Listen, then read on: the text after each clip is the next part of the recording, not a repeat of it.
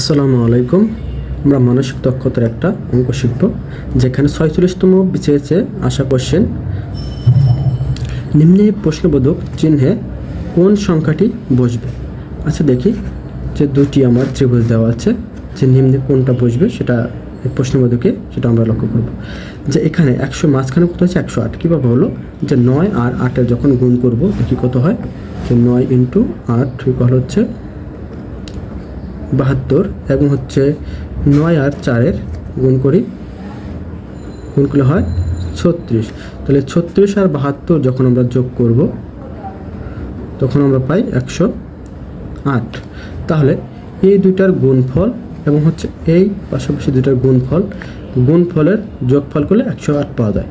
ঠিক তাহলে একইভাবে এটা আমরা দেখি কত হয়, এটা বের করি। তাহলে এই পাশাপাশি কত আছে, 12 × হচ্ছে 4, 4 × 12 48, আর হচ্ছে 5 × 12 × 5 হচ্ছে 60। তাহলে এই দুটোর যোগফল কত হবে? 108।